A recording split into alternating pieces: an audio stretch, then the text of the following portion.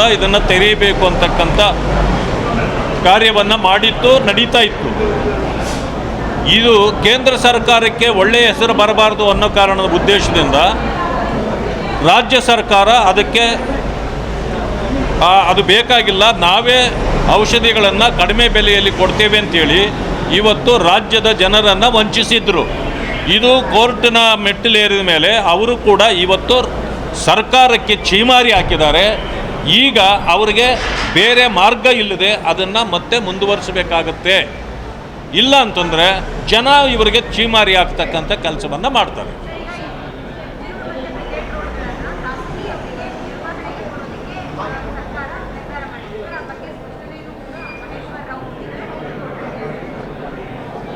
ಬೆಂಗಳೂರನ್ನೇ ಬಹುಶಃ ಬೇರೆಯವ್ರಿಗೆ ಕೊಡ್ತಾರೆ ಇವರು.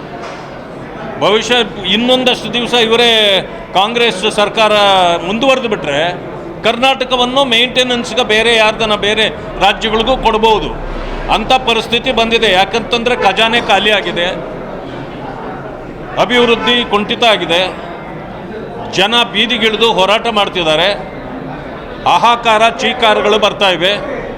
ಇವೆಲ್ಲವನ್ನು ಸಹಿಸ್ಕೊಳ್ಳಾರ್ದೆ ಏನಾದರೂ ಒಂದು ವ್ಯವಸ್ಥೆ ಮಾಡಬೇಕು ಅನ್ನೋ ಕಾರಣದಿಂದ ಸರ್ಕಾರ ಇದನ್ನು ಈಗ ಪ್ರೈವೇಟ್ನವರಿಗೆ ಕೊಡಲಿಕ್ಕೆ ಮಾಡ್ತಿದ್ದಾರೆ. ಜನರಿಂದ ಕಸಿದ ಜಾಗಗಳಲ್ಲಿ, ಬೆಲೆ ಬಾಳ್ತಕ್ಕಂಥ ಜಾಗಗಳು ಮೆಟ್ರೋ ಹೆಸರಿನಲ್ಲಿ ತಗೊಂಡು ಈಗ ಹೋಟೆಲ್ಗಳಿಗೆ ಲೀಸಿಗೆ ಕೊಡೋದು, ಬೇರೆ ಬೇರೆ ಅಂಗಡಿ ಮುಂಗಟ್ಟುಗಳಿಗೂ ಕೊಡೋದು, ಇದು ಯಾವ ನ್ಯಾಯ? ಇದು ಜನ ಎಲ್ಲಿ ಹೋಗಬೇಕು? ಪಾಪ ಆಸ್ತಿಗಳನ್ನು ಕಳ್ಕೊಂಡವರು ಮತ್ತೆ ಆಸ್ತಿ ಪಡೆಯಲಿಕ್ಕೆ ಸಾಧ್ಯ ಇಲ್ಲ. ಬೆಂಗಳೂರಂಥ ಪ್ರದೇಶದಲ್ಲಿ ಕೋಟ್ಯಾಂತರ ಬಾಳುವ ಆಸ್ತಿಗಳನ್ನು ಪಡೆದು ಇವರು ಪ್ರೈವೇಟ್ನವ್ರಿಗೆ ಕೊಡ್ತಕ್ಕಂಥದ್ದು ಇದು ಒಂದು ಕೆಟ್ಟ ಪರಂಪರೆ. ಇಂಥ ಸರ್ಕಾರದ ವಿರುದ್ಧವಾಗಿ ಜನ ಇವತ್ತು ಪ್ರಶ್ನೆ ಮಾಡಲಿಕ್ಕೆ ಪ್ರಾರಂಭ ಮಾಡಿದ್ದಾರೆ. ಈ ರೀತಿ ಯಾವುದನ್ನು ಕೊಡಬಾರ್ದು, ಜನರ ಆಸ್ತಿ ಜನರಿಗೆ ಉಳಿಸಬೇಕು ಅಂತೇಳಿ ನಾನು ಆಗ್ರಹ ಮಾಡ್ತೇನೆ.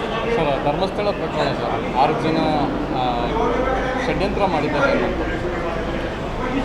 ಧರ್ಮಸ್ಥಳದ ವಿಚಾರದಲ್ಲಿ ಧಾರ್ಮಿಕ ಸ್ಥಳಗಳನ್ನು ನಾವು ಗೌರವಿಸಬೇಕು.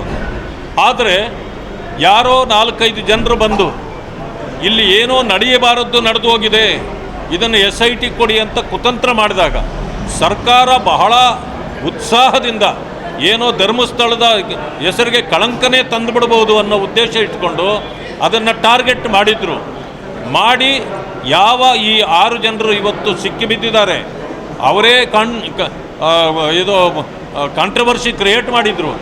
ಈಗ SIT ಅವರ ವಿರುದ್ಧವಾಗಿ ಇವತ್ತು ವರದಿಯನ್ನು ಕೊಟ್ಟಿದೆ.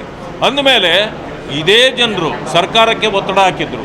ಅಂದಮೇಲೆ ಇವರ ಒತ್ತಡಕ್ಕೆ ಮಣಿದು ಮಾಡಿದ ಈ ಒಂದು ಇದಕ್ಕೆ ಇವತ್ತು ಸರ್ಕಾರವೂ ಕೂಡ ಹೊಣೆಯಾಗಬೇಕು. ಅಲ್ಲಿ ಆಗಿರ್ತಕ್ಕಂಥದ್ದನ್ನು ನಮ್ಮಿಂದಲೇ ಆಯಿತು ಅಂತ ಸರ್ಕಾರ ಒಪ್ಕೊಳ್ಬೇಕು, ರಾಜ್ಯದ ಜನರ ಕ್ಷಮೆ ಕೇಳಬೇಕು. ವಿಶೇಷವಾಗಿ ಧರ್ಮಸ್ಥಳ ಭಾಗದ ಜನರ ಕ್ಷಮೆಯನ್ನು ಕೂಡ ಸರ್ಕಾರ ಕೇಳಬೇಕು ಅಂಥೇಳಿ ನಾನು ಆಗ್ರಹ ಪಡಿಸ್ತೇನೆ. ಸರ್, ಗ್ಯಾರಂಟಿ ವಿಚಾರ ನಿನ್ನೆ ಸದನದಲ್ಲೂ ಕೂಡ ವಿಶ್ವನಾಥ್ ಅವರು ಚರ್ಚೆ ಮಾಡಿದ್ದಾರೆ. ಅದು ಗ್ಯಾರಂಟಿಯನ್ನು ನಿಲ್ಲಿಸಬೇಕು ಅನ್ನೋದು ಕಾಂಗ್ರೆಸ್ನ ಶಾಸಕಾಂಗ ಪಕ್ಷದ ಸಭೆಯಲ್ಲೂ ಕೂಡ ಹೇಳ್ತಾರೆ. ನಿನ್ನೆ ಸದನದಲ್ಲೂ ಕೂಡ ಒಂದು ಚರ್ಚೆ ಆಗಿದೆ, ಗ್ಯಾರಂಟಿಯನ್ನು ನಿಲ್ಲಿಸಿ ಮುಂದೆ ಅಭಿವೃದ್ಧಿಯನ್ನಾದರೂ ಮಾಡಿ ಅನ್ನೋದು. ನೋಡಿ, ಗ್ಯಾರಂಟಿ ಬಂದ ದಿವಸದಿಂದಲೂ ಕಾಂಗ್ರೆಸ್ ಶಾಸಕರಿಗೆ ಅದರ ಬಗ್ಗೆ ವಿಶ್ವಾಸ ಇರಲಿಲ್ಲ.